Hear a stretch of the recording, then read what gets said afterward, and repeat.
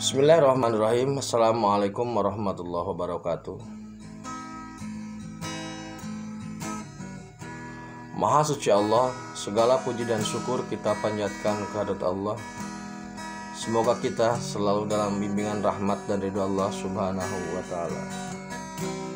Subhanallah walhamdulillah, astagfirullah, Allahu akbar.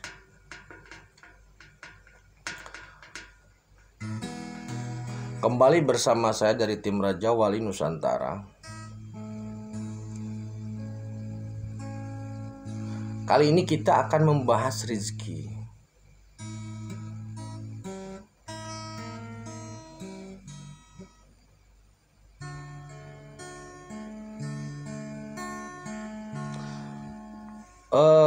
Kenapa ini dibahas? Jadi begini saudaraku. Allah itu memiliki karakteristik ya bahasanya. Memiliki sifat yang kemudian dinamai dengan Rahman. Sifat ini itu merupakan sebuah bentuk, kalau bahasa manusianya ya, sebuah bentuk tanggung jawab sebagai seorang khalik kepada makhluknya. Nah, standar itu diberikan kepada seluruh makhluknya. Seperti halnya matahari, seperti oksigen, kemudian rezeki itu dibagi kepada seluruh makhluknya.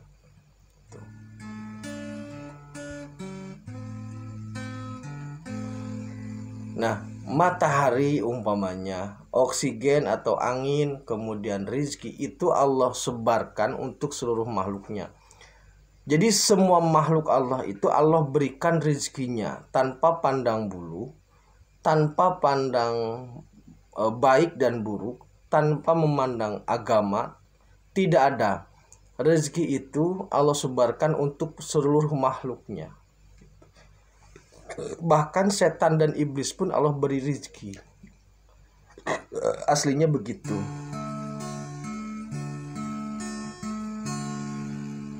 Jadi selayaknya sinar matahari, selayaknya oksigen atau udara itu diberikan tanpa ada kaitan dengan ibadah.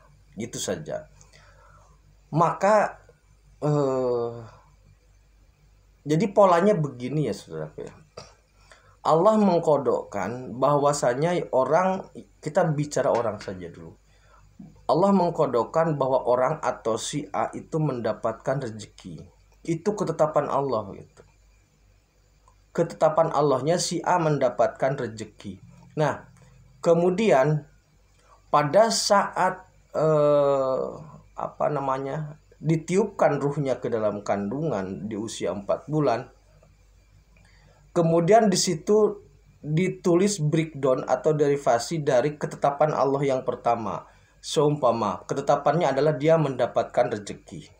Di situ di juklaknya umpamanya, di instruksinya umpamanya ditetapkan bahwa dia mendapatkan rezeki dari berdagang. Nah, kemudian anak itu lahir. Nah, anak itu lahir, hasil berapa yang bisa dia, kemudian anak itu lahir, kemudian dewasa kerja, remaja dewasa bekerja lah sebagaimana pada umumnya. Nah,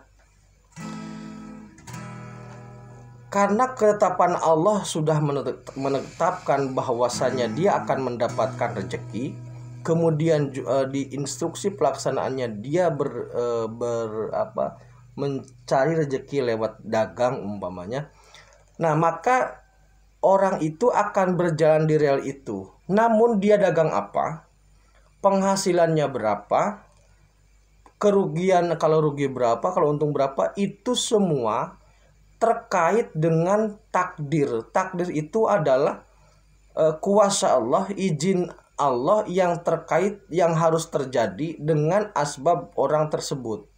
Jadi izin ini bisa terlaksana, izin Allah ini, kuasa Allah ini bisa terjadi jika asbabnya yang jika terkait dengan asbab atau penyebabnya, yaitu manusia. Maka ketika di situ ditulis dia akan mendapatkan rezeki melalui berdagang, Nilai dagangnya apa, mau dagangnya apa, itu tergantung dari kemampuan orang tersebut.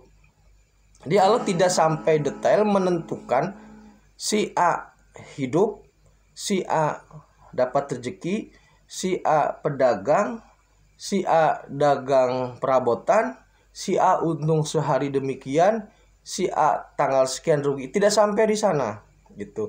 Karena Allah memberi kekuasaan lewat takdirnya. Takdir itu kodo yang terkait dengan asbab gitu loh. Jadi rezeki itu ditabur. Maka ketika seseorang sudah diinstruksikan dalam koridor sebagai pedagang umpamanya, maka dia harus mengejar takdirnya sendiri.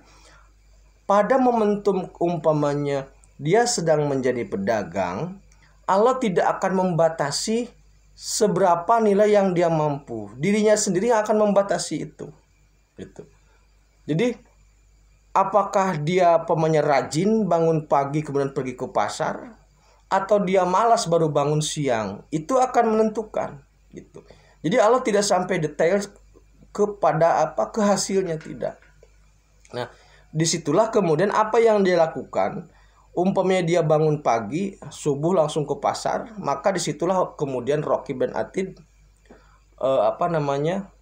mulai mencatat gitu loh. Jadi tidak semua hal yang detail itu dicatat sebagai kodo atau ketetapan, tapi Allah memberikan keleluasaan kepada makhluk untuk beraktivitas, untuk berekspresi lah, untuk menjalani hidupnya dengan opsi, dengan pilihan mau atau tidak begitu. Nah, karena rizki ini ditabur kemudian dikejar oleh takdir masing-masing, jadi tidak ada kaitan dengan ibadah, tidak ada kaitan dengan tauhid. Kalau rizki itu tidak ada kaitan. Kalau seumpama ada kaitan dengan agama tertentu, maka kenapa agama yang lain juga dapat? Kalau ada kaitan dengan ibadah, kenapa yang tidak ibadah juga banyak hartanya? Gitu. Jadi rezeki ini murni ditabur, tidak ada kaitan dengan ibadah, dengan tauhid. Ini murni upaya manusia. Nah, bagaimana ternyata berbeda hasilnya, itu tergantung dari kemampuan atau daya batas dari manusia tersebut. Maka ketika umpamanya kita ada saran atau ada semacam masukan, amalkan ayat ini supaya rezeki lancar umpamanya. Amalkan surat ini, amalkan doa ini supaya rezeki lancar. Apakah itu salah? Jawabannya belum tentu salah, tapi belum tentu juga benar. Jadi begini saudaraku, ketika umpamanya ada yang mengusulkan atau menyarankan membaca ayat tertentu untuk memperlancar doa. Jadi prosesnya begini. Ketika kita meminta kepada Allah terkait dengan rezeki dengan membaca ayat tertentu, yang terpenting membacanya dengan penuh ikhlas, tidak ada dengan ikhlas lah begitu. Maka doa itu, bacaan itu dinilai sebagai doa saja. Dinilai sebagai doa. Nah, kemudian terkait dengan rezekinya tetap kompetisi. Kemudian perlu kita waspadai bahwasanya kompetisi dalam mengejar rezeki itu kompetisinya kompetisi katakanlah tidak murni. Maksudnya tidak murni begini. Banyak peran yang bisa mengganggu pengejaran rezeki itu.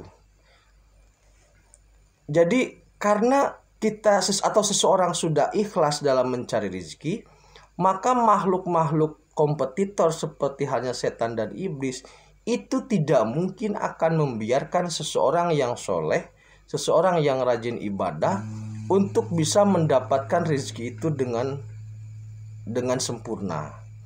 Pasti ada ganjalan, pasti ada halangan atau rintangan. Belum lagi nanti kompetisi itu kita bersaing dengan sesama manusia. Nah, maksudnya tidak murni itu seperti itu. Tetapi murni kompetisinya iya, tetapi ada unsur yang Jadi rezeki itu murni dikompetisikan, tetapi banyak unsur yang menjadi halangan atau rintangan. Gitu. Nah, fungsi doa itu di situ.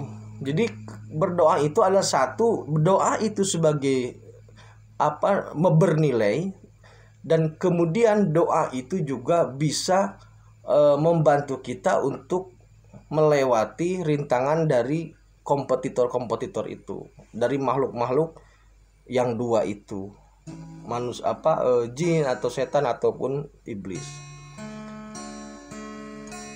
Tetapi pada prinsipnya